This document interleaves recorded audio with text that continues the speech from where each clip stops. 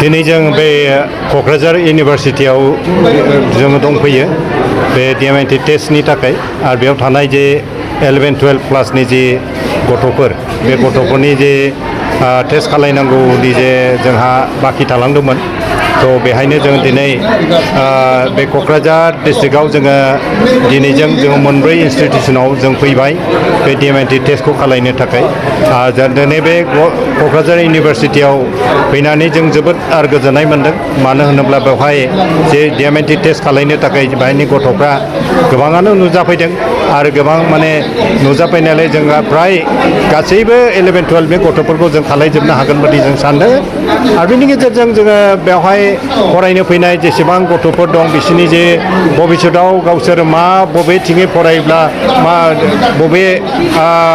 फरायनायनि लामाखौ लायोबा साबसिन जागोन बेखौ बिसोरो मोनथिनो हागोन आरो जोङो मिथिगौ जे जोंनि जे बे दिनैनि मुगाया जोबोद माने मोनसे जुजिनायनि मुगा आरो बे जुजिनायनि मुगायाव गावबा गावखौ एसे थियारि खालायनानै बे सोलोंथाइखौ लानाया जोबोद गोनां जानानै फैदों स' आं सानो जे बे DMIT टेस्टनि गेजेरजों जोंनि गोबां माने मोजां सिमां लानानै फरायनाय गासै गथ'फ्रा माने बे सिमांखौ मोजाङै जाफुंहोनो हागोन जुदि बे DMIT टेस्टनि रिपर्टफोरखौ मोनोब्ला बेबादि रिपर्ट मथे जुदि लानानै जुदि फरायोब्ला सोरबाबा माने दा साइन्सआव फरायनानै दङ सोरबाबा आर्ट्सआव फरायनानै दङ सोरबाबा कमार्सआव फरायनानै दङ 11-12आव दा बिसोरनि थाखायबो माने जोबोद माने मोनसे माने मोजां मोनसे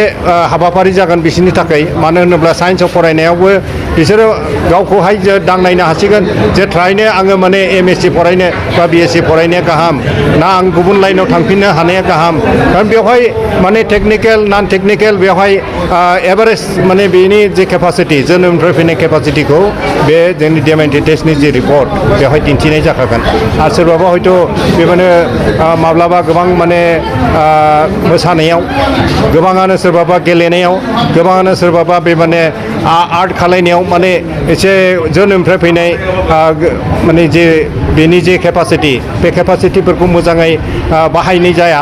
आरो माने गोबां गार्जियानफ्राबो माखासे माने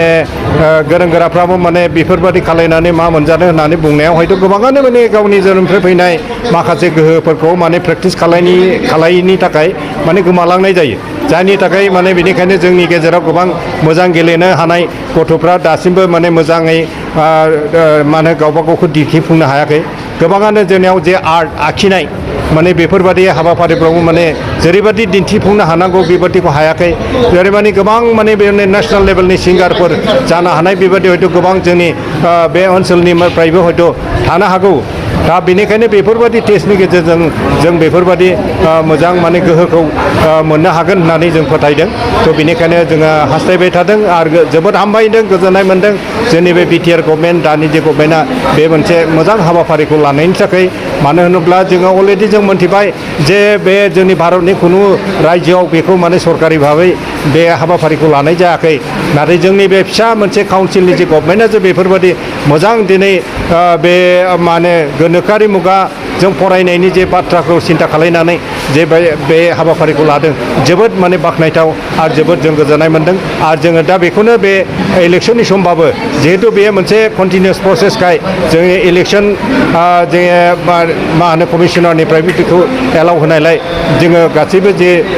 जोंनि जे थांखिनाय इन्सटिटिउसनफ्राव कलेजफ्राव स्कुलफ्राव जों थांफिननानै स्कुल वाइज जों गासैबो गथ'फोरखौ जोङो बे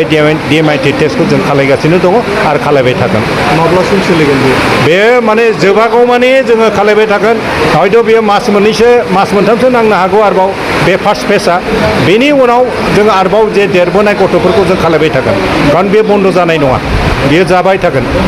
दा बेखिनि गुबुन गुबुन जिल्लायावबो खालामनाय जाबाय नामा सार दा ओरैनोथ' जोङो सरासनस्रायै जे कनस्टिटिउन्सि वाइज जोंनि बे बियाब जे जोंना